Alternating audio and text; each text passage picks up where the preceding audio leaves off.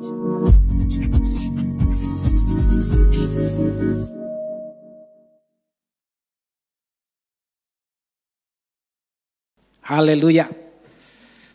Shalom. Puji Tuhan Bapak Ibu Saudara sekalian. Kita akan mendengar firman Tuhan. Bagaimana kita menjadi orang Kristen yang layak bertemu dengan Tuhan. Itu perlu dimurnikan. Kenapa perlu dimurnikan? Karena sejak manusia jatuh di dalam dosa, manusia sudah tidak lagi berdaya. Apapun yang dilakukan manusia semuanya adalah sia-sia. Tetapi manusia akan menjadi berarti apabila manusia mau kembali diproses oleh Tuhan. Dan cara Tuhan memproses manusia itu melewati yang namanya pemurnian. Kenapa pemurnian? Karena hanya dengan dimurnikan kita akan kembali kepada posisi kita sesuai dengan kehendak Tuhan, sesuai dengan rencana Tuhan. Maleakhi pasal 3 ayat 1 sampai yang ketiga kita akan melihat. Bapak Ibu Saudara bisa membaca di Alkitab saudara masing-masing, bisa melihat LCD.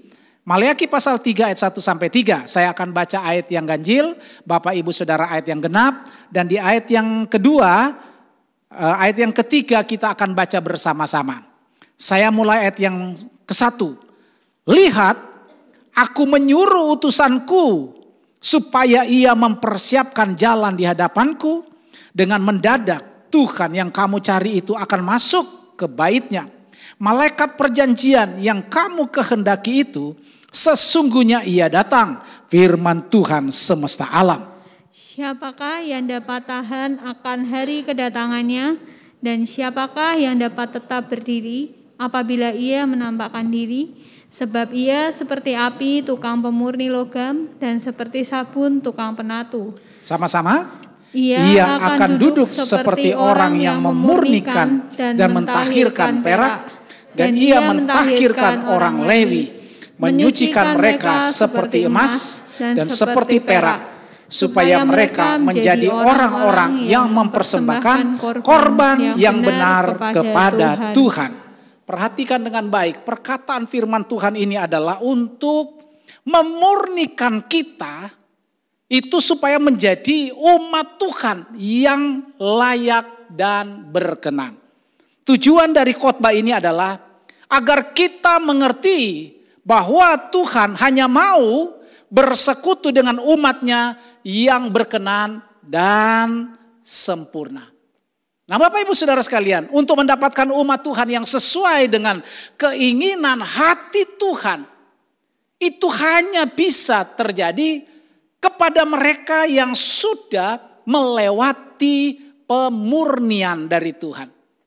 Jadi pemurnian ini menjadi sangat penting bagi gereja Tuhan untuk masuk kepada gereja yang berkenan dan sempurna. Dan tadi sudah saya katakan, Tuhan hanya menginginkan jemaat Tuhan, gereja Tuhan yang sudah melewati pemurnian. Kita melihat contoh yang terjadi dalam kisah Esther. Ini sudah saya khotbahkan beberapa waktu yang lalu, beberapa seri tentang Esther. Tapi ini saya mau simpulkan. Untuk pengganti Ratu Wasti, Raja Ahasveros menginginkan ada seorang ratu yang sempurna. Alkitab mencatat Esther itu dari awalnya memang sudah baik. Parasnya, performance-nya udah cantik. Tapi untuk mendapatkan kesempatan menjadi ratu Raja Ahasveros itu harus lewat proses. Ternyata tidak sembarangan. Tidak hanya sekedar cantik, tetapi harus diproses. Dan proses ini adalah harus dimurnikan. Dulu dandanannya asal-asalan mungkin di rumahnya. Tetapi setelah harus menjadi ratu, harus ditata, harus diproses sedemikian rupa.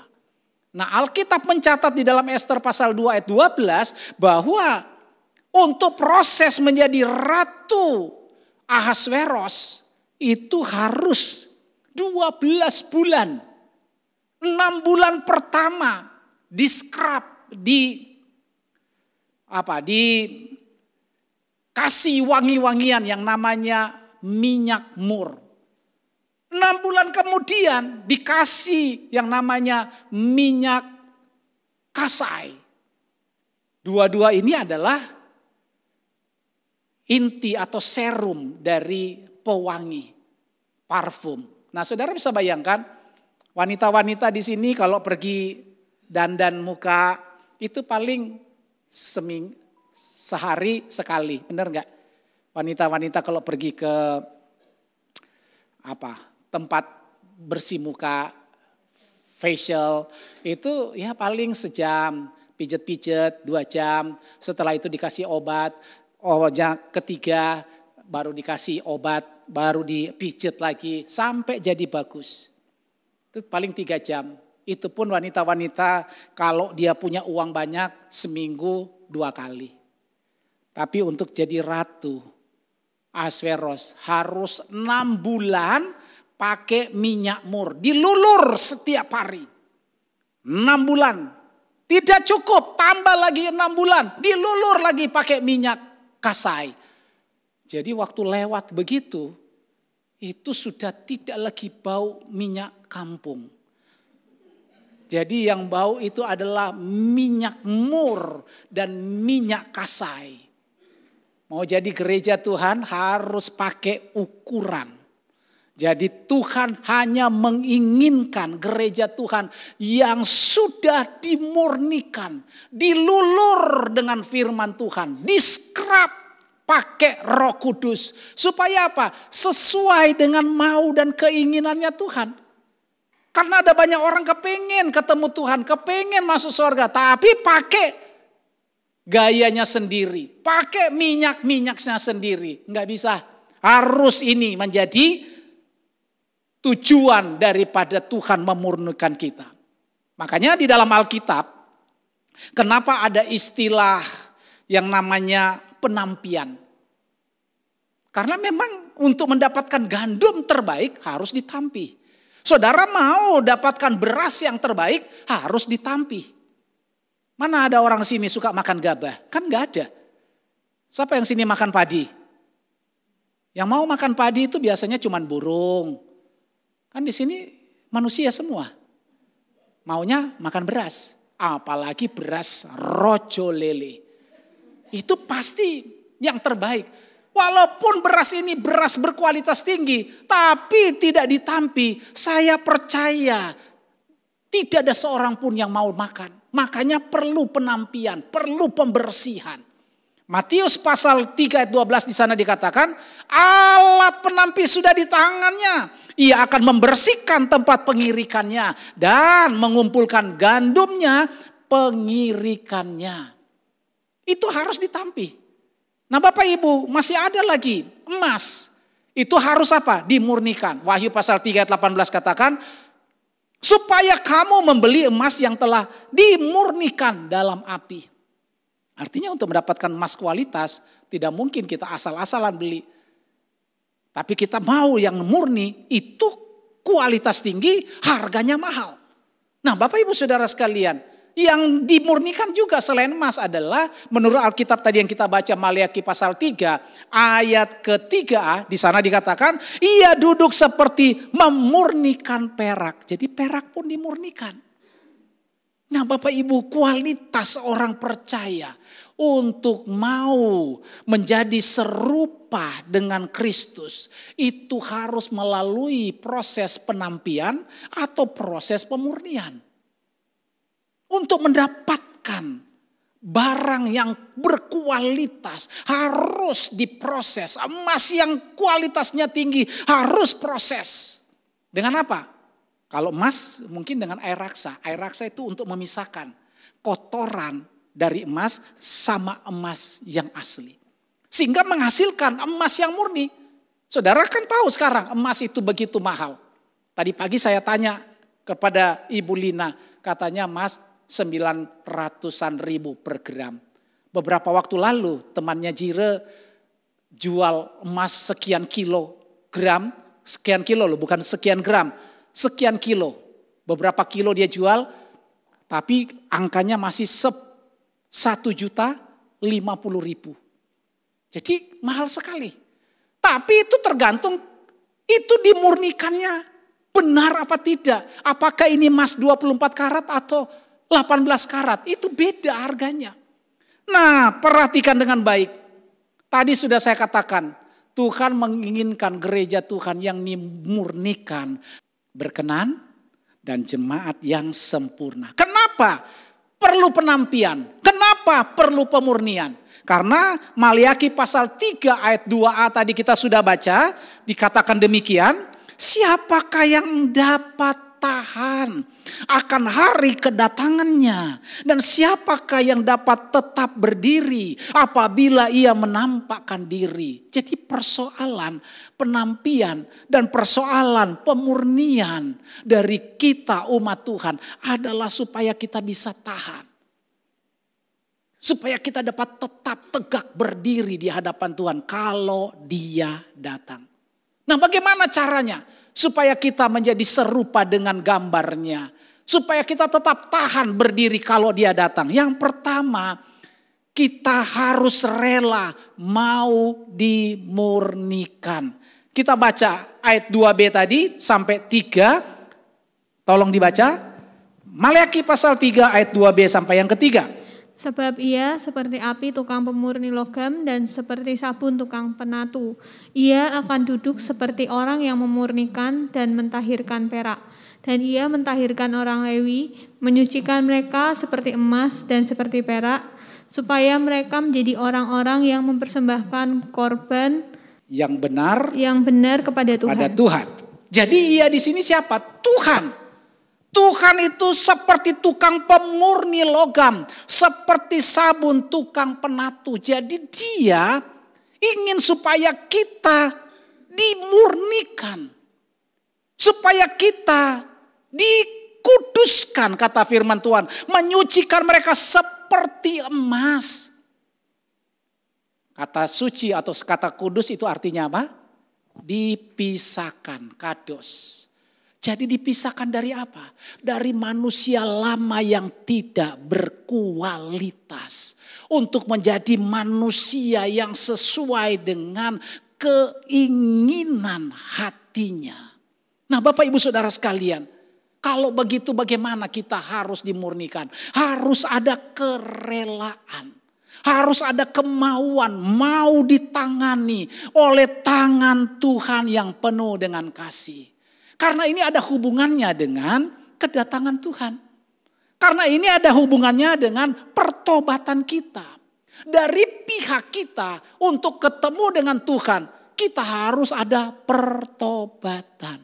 Dan pertobatan ini adalah dimurnikan, pemurnian harus diproses. Untuk menjadi emas yang murni harus dimasukkan, Alkitab tadi katakan apa? Lewat pemurnian dengan api. Nah, bagaimana supaya kita bisa dimurnikan? Yang pertama, kita harus dicuci, dimurnikan, dikuduskan dengan firman Tuhan. Efesus pasal 5 ayat 26, tolong dibaca. Untuk menguduskannya sesudah ia menyucikannya dengan memandikannya dengan air dan firman. Iya, itu saya kasih kurung dan air dan firman. Kenapa saya kasih kurung? Karena di dalam terjemahan aslinya tidak ada kata dan. Air firman. Jadi air firman ini, firman bagaikan air yang dapat menyuci. Nah, perhatikan tujuannya apa? Ayat 27 dibacakan, ayat 27. Supaya dengan demikian ia menempatkan jemaat di hadapan dirinya dengan cemerlang, tanpa cacat atau kerut atau yang serupa itu, tetapi supaya jemaat kudus dan tidak bercela. Iya, kalau kita dikuduskan, dibersihkan pakai firman Tuhan, supaya kata Tuhan ia mendapatkan jemaat yang di hadapan dirinya, jemaat yang cemerlang, jemaat yang tanpa cacat, jemaat yang tanpa kerut, jemaat yang kudus, dan jemaat yang tidak bercelah. Bukankah ini yang kita katakan tadi, sempurna? Mungkin Bapak Ibu berkata, bagaimana kita bisa jadi orang yang sempurna? Kalau Tuhan bilang bisa, harusnya bisa. Tergantung mau atau tidak. Dan kemauan kita di sini dibutuhkan apa? Kerelaan. Untuk apa? Dibersihkan. Caranya dengar firman Tuhan. Bahkan cuma didengar. Harus dipraktekkan. Tuhan bilang jangan kamu menjadi seperti dunia. Kenapa? Karena dunia ini pasti akan dilenyapkan Tuhan. Jangan kita menginginkan hidup dalam kedagingan. Kenapa? Karena kedagingan tidak mewarisi kerajaan sorga. Ini sudah jelas. Kalau Tuhan bilang jangan, ngikut. Tuhan bilang, hai istri, tunduklah kepada suamimu. Itu sudah jelas. Tuhan ingin mengarahkan bahwa kita perlu dimurnikan. Kalau Tuhan berkata istri harus tunduk pada suami, itu artinya apa? Tuhan tahu ada banyak istri-istri yang tidak tunduk pada suami. Tentunya begitu. Makanya harus dimurnikan, dicuci. Yang benar adalah istri tunduk pada suami. Dan bagaimana dengan suami? Tuhan bilang, hai suami, kasihilah istrimu.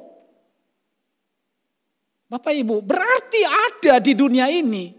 Di jemaat-jemaat Tuhan, ada suami-suami yang tidak mengasihi istri. Dunia mengajarkan bukan mengasihi istri. Tapi hai suami-suami, takutlah pada istri. Kan biasa begitu. Takutlah pada istri. Tidak boleh. Itu salah. Yang benar suami mengasihi istri. Memang di setiap keadaan, situasi dan kondisi kita. Setiap hari saudara mendengar firman Tuhan.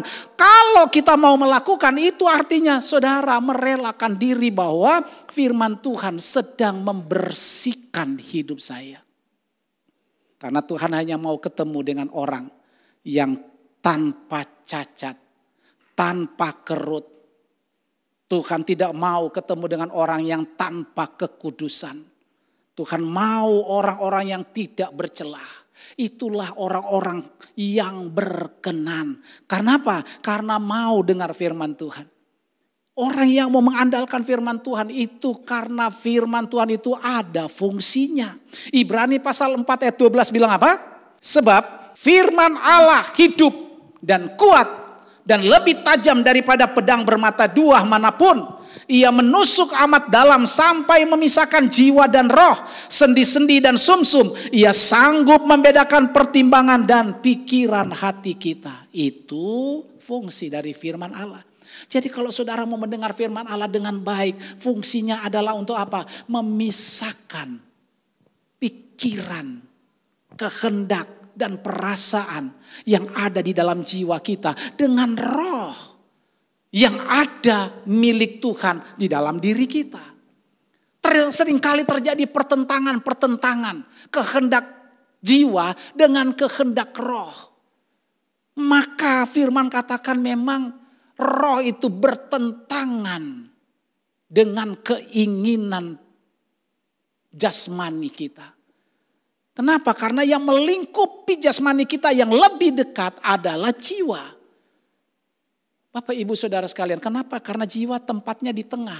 Dia ada di sebelah roh, tapi dia juga ada di sebelah tubuh. Tergantung kita condong kemana. Kalau engkau punya pikiran Kristus, otomatis kita akan condong ke dalam kebenaran Roh Kudus. Tapi kalau jiwa kita condong kepada hidup jasmania, hidup duniawi, maka kita akan condong pada keinginan tubuh. Makanya Tuhan berkata bahwa keinginan roh itu bertentangan dengan keinginan jasmania kita. Bapak Ibu, makanya mintalah kepada Tuhan. Tuhan, untuk menghadapi kedatangan Tuhan. Kalau engkau datang, kami adalah orang-orang yang sudah dikuduskan, dibersihkan, disucikan dengan firman yang luar biasa ini. Nah, yang kedua, apa firman Tuhan katakan? Markus pasal 1 ayat 12 dan 13. Bahwa selain firman Tuhan, kita bisa dimurnikan dengan api Roh Kudus. Markus 1 ayat 12 sampai 13. Segera sesudah itu Roh memimpin dia ke padang gurun.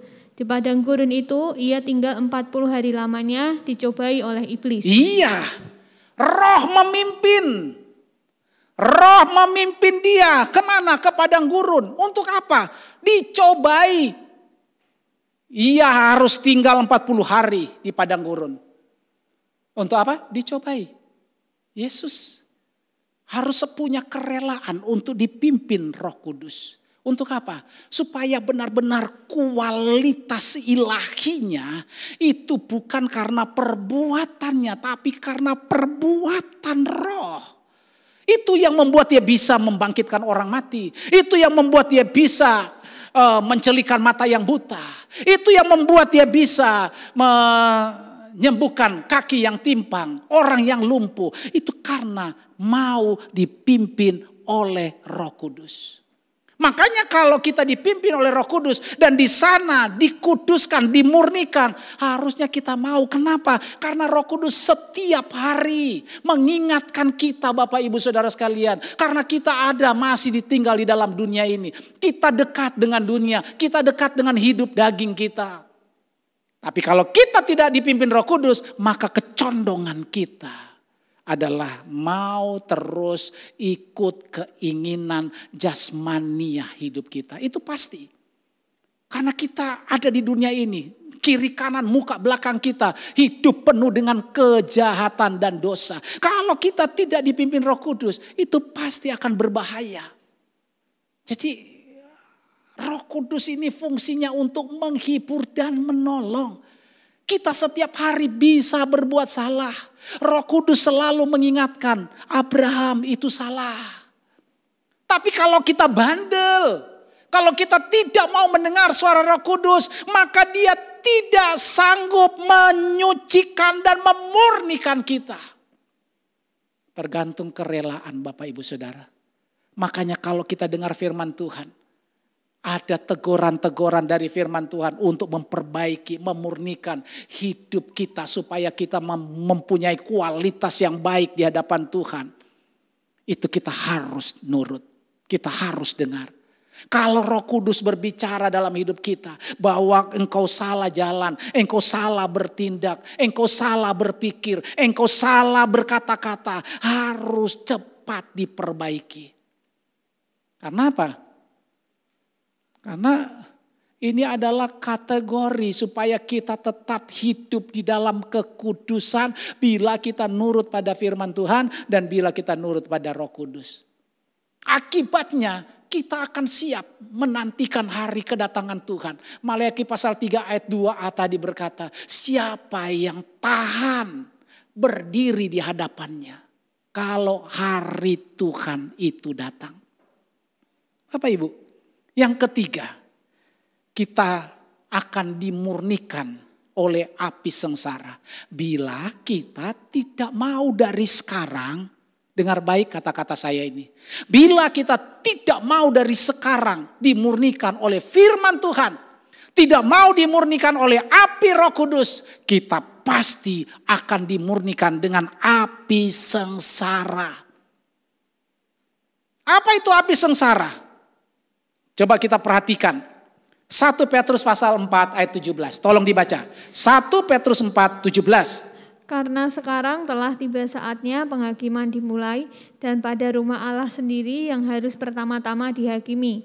Dan jika penghakiman itu dimulai pada kita, bagaimanakah kesudahannya dengan mereka yang tidak percaya pada Injil Allah? Iya. Perhatikan bagaimana kesudahannya dengan mereka yang tidak percaya pada Injil Allah. Kalau kita tidak mau percaya pada firman Tuhan, tidak mau melakukan, saudara nanti akan masuk di dalam api sengsara ini. Dipaksa untuk engkau harus menyangkal Tuhan. Tetapi kalau engkau tidak mau, diproses dengan pemurnian ini, maka Alkitab katakan lenyap, maka selesailah perjuangan kita menjadi orang percaya untuk ketemu dengan Tuhan. Jadi dalam api sengsara kita harus punya kemauan dan kekuatan. Untuk apa? Untuk berkata saya tetap percaya kepada Yesus. Walaupun mengalami sengsara. Nah ini sengsara antikris. Makanya Tuhan kasih kesempatan sekarang. Maulah kita semua ini dimurnikan dengan firman. Kalau firman katakan jangan ingini barang orang lain. Jangan. Janganlah hidup secara duniawi, janganlah hidupmu cabul, janganlah kita melakukan hal-hal yang menyakiti hati Tuhan. Itu pasti ada akibatnya. Tapi kalau kita mau diperbaiki oleh firman Tuhan, mau dikuduskan oleh Roh Kudus, kita akan terhindar dari api sengsara ini, Bapak Ibu. Tapi kalau kita santai-santai, kita tetap acuh tak acuh terhadap firman Tuhan. Itu kan omongannya pendeta. Itu omongannya pendeta Abraham. Silakan. Saya sudah bicara ini dan saudara yang mempertimbangkan. Kalau saudara mau ketemu Tuhan tanpa nurut pada firman Tuhan, tanpa nurut Roh Kudus, saudara harus nurut sama sesuatu yang mengerikan. Api sengsara. Saudara harus lewat api sengsara ini. Untuk apa? Supaya kita bisa selamat. Makanya kalau kita mendengar firman Tuhan, marilah kita mulai meneliti Tuhan. Yang mana yang aku masih kurang. Kita harus tanya, Roh Kudus, ini mana yang aku harus perbaiki. Karena sekali lagi saya katakan, yang Tuhan inginkan untuk berjumpa dengan umat Tuhan, itu hanya mereka yang sudah selesai dimurnikan. Sehingga mereka menjadi orang-orang yang dalam ukuran Tuhan adalah mereka yang berkenan dan yang sempurna. Orang bilang, gimana Pak bisa sempurna? Bisa, wong Tuhan yang bilang kok, bisa. Kalau Tuhan yang tidak bilang, jangan kita lakukan. Tapi kalau Tuhan yang bilang bisa sempurna, pasti bisa. Amin. Tidak ada alasan untuk kita berkata, saya manusia lemah. Betul, tapi Tuhan sudah memberikan Roh Kudus untuk kita kuat. Menjadikan kita pemenang lebih dari pemenang. Yang kedua, tetap berdiri untuk menjadi serupa Kristus. Perhatikan, Maleakhi pasal 3 ayat 2 kembali kita baca, silakan. Siapakah yang dapat tahan akan hari kedatangannya, dan siapakah yang dapat tetap berdiri apabila ia menampakkan diri, sebab ia seperti api tukang pemurni logam. Iya, siapakah yang dapat tahan akan hari kedatangannya, dan siapakah yang dapat tetap berdiri apabila ia menampakkan diri, sebab ia seperti api tukang pemurni logam. Bapak Ibu Saudara, jelas saya mau katakan di sini, hanya mereka yang serupa dengan Kristus yang dapat tetap berdiri di hadapannya. Jadi kalau kita diproses dengan api, maka kita akan berkualitas tinggi. Tadi saya sudah katakan, panggilan kita adalah panggilan yang tinggi, panggilan murni, yang supaya kita menjadikan hidup kita adalah orang-orang yang serupa dengan gambar Tuhan. Bapak Ibu Saudara sekalian, hanya api, saya kasih contoh tadi pagi, hanya api yang tidak bisa terbakar api. Benar? Semua logam, semua unsur yang ada di dalam dunia ini bisa termakan api. Yang tidak termakan api, hanya api. Kenapa bisa begitu Bapak Ibu dan Saudara sekalian? Karena kalau kita mau jadi serupa dengan Kristus, maka kita akan bisa punya daya tahan ilahi yang kuat. Kalau tidak, Alkitab mencatat dalam Wahyu pasal 6 ayat 15 sampai 17. Tolong dibaca. Wahyu 6 ayat 15 sampai 17. Perhatikan dengan baik kata-kata firman Tuhan yang kita akan baca ini. Dan raja-raja di bumi dan pembesar-pembesar serta perwira-perwira dan orang-orang kaya serta orang-orang berkuasa dan semua budak serta orang merdeka bersembunyi ke dalam gua-gua dan celah-celah batu karang di gunung. Dan mereka berkata kepada gunung-gunung dan kepada batu-batu karang itu, runtuhlah menimpa kami dan sembunyikanlah kami terhadap Dia yang duduk di atas takhta dan terhadap murka anak domba itu. Sebab sudah tiba hari besar murka mereka, dan siapakah yang dapat bertahan? Siapakah yang dapat bertahan?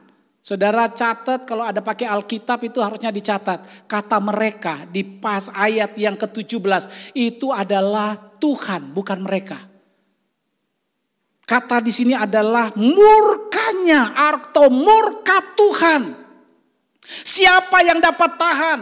Saudara perhatikan ayat yang ke-15. Raja-raja di bumi, pembesar-pembesar serta perwira-perwira dan orang-orang kaya serta orang-orang berkuasa dan semua budak serta orang merdeka bersembunyi ke dalam gua-gua dan celah-celah batu karang di gunung. Dan mereka berkata kepada gunung-gunung, kepada batu-batu karang itu, runtuhlah, timpalah kami karena kami tidak siap untuk berhadapan dengan Tuhan.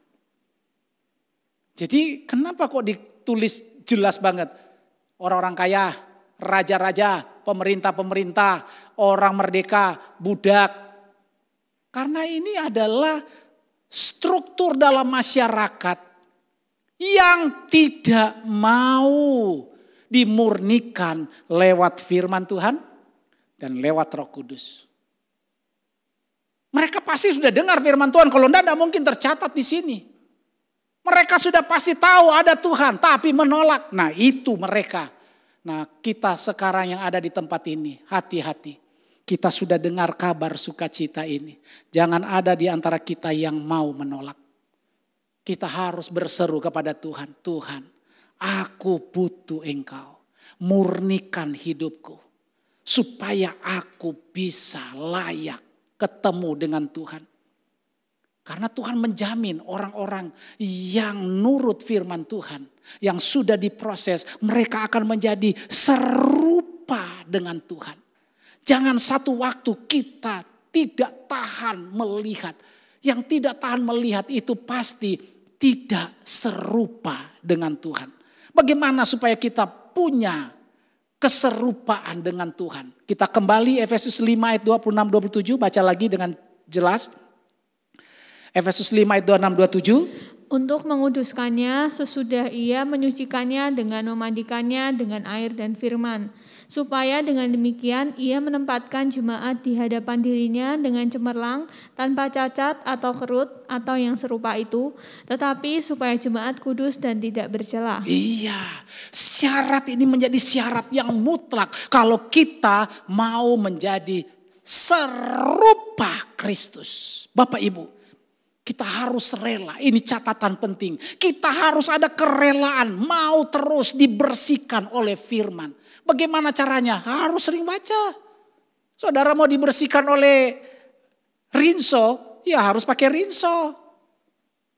Saudara mau dibersihkan roh kita, pikiran kita, perasaan kita, kehendak kita, jiwa kita, harus pakai firman.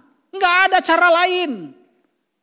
Saudara pakai 5 cara dunia untuk menjadikan engkau orang baik, suami yang baik. 10 cara bagaimana menjadi istri yang baik. Itu tidak kekal. Karena itu pandangan dan pendapat manusia. Tapi kalau pendapat firman itu pasti kekal. Kenapa kita harus dikuduskan, dimurnikan dengan firman? Karena Tuhan berkata begini, aku itu seperti api yang menghanguskan. Jadi harus kudus. Kalau kita tidak kudus hidup ini, maka kita akan termakan oleh kekudusan Tuhan. Lenyap Bapak Ibu. Makanya kita harus minta Tuhan, jadikan aku serupa dengan Engkau. Kenapa? Karena Tuhan menjamin bahwa kita bisa menjadi serupa dengan gambar anaknya. 1 Yohanes pasal 3 ayat yang kedua. 1 Yohanes 3 ayat yang kedua. Saudara-saudaraku yang kekasih, sekarang kita adalah anak-anak Allah, tetapi belum nyata apa keadaan kita kelak. Akan tetapi kita tahu bahwa apabila Kristus menyatakan dirinya, kita akan jadi sama seperti Dia, sebab kita akan melihat Dia dalam keadaannya yang sebenarnya. Iya, kita akan menjadi sama seperti Dia. Kenapa? Karena kita adalah anak-anak Allah. Bagaimana bisa jadi anak-anak Allah? Kalau karakter dari Allah ini ada dalam hidup kita. Bagaimana supaya kita dapatkan karakter Allah, supaya kita menjadi serupa dengan gambar anaknya? Kalau kita terus dimurnikan dengan firman Allah yang hidup. Tidak ada cara lain Bapak Ibu. Yang kedua, Roma 8 ayat 29. Sebab semua orang yang dipilihnya dari semula, mereka juga ditentukannya dari semula untuk menjadi serupa dengan gambaran anaknya, supaya ia, anaknya itu, menjadi yang sulung di antara banyak saudara. Iya, dipilih di sini bukan ditentukan Allah bahwa ini selamat, ini tidak selamat, bukan. Mereka yang dipilih Allah itu adalah mereka yang sudah dimurnikan. Mereka yang sudah melewati pemurnian. Sama dengan saudara pilih beras di antara tengah-tengah gabah. Dipilih. Yang bukan beras ya dibuang. Kenapa beras diambil? Karena dimurnikan. Apa tadi? Ditampih. Harus ditampil. Baru ada perbedaan. Mana beras, mana gabah. Bapak Ibu Saudara sekalian. Kita harus melewati proses ini. Kalau tidak, nonsen kita bisa hidup selamat. Kita harus menjadi serupa dengan gambarnya. Supaya kita bisa tahan berdiri. Untuk apa kita menjadi serupa dengan gambarnya? Roma 8 ayat 17. Untuk apa kita menjadi serupa dengan gambar anaknya? Dan jika kita adalah anak, maka kita juga adalah ahli waris. Maksudnya orang-orang yang berhak menerima janji-janji Allah yang akan menerimanya bersama-sama dengan Kristus, yaitu jika kita menderita bersama-sama dengan Dia, supaya kita juga dipermuliakan bersama-sama dengan Dia. Iya, jadi kalau Kristus nanti akan dipermuliakan, kita semua yang serupa dengan Dia akan dipermuliakan. Inilah jaminan firman Tuhan. Makanya kenapa kita terus berjuang Bapak Ibu. Tidak ada cara lain. Perjuangan kita pasti nanti akan tidak sia-sia. Sebentar lagi ada banyak orang akan terpisah. Nanti lihat satu waktu ketika Tuhan datang pada harinya. Nanti yang sungguh-sungguh itu akan terangkat. Yang tidak sungguh-sungguh mereka akan diproses dengan api sengsara di dalam dunia kalau mau selamat. Tapi kalau mau saya enggak mau diproses, ya sudah, ikutlah antikris. Ngeri. Saya sudah bawa PA di surat Wahyu, sudah sampai pasal 14. Saudara lihat bahwa kalau antikris dia datang, mengerikan. Dia akan merubah hukum. Dia akan merubah waktu dan hukum. Hukum-hukum yang sudah ada. Sengkeran, saudara harus ikut dengan apa yang menjadi tata cara dari antikris. Mengerikan. Makanya kita minta kepada Tuhan kekuatan. Supaya kita menjadi serupa dengan gambar anaknya. Tuhan memberkati. Amin.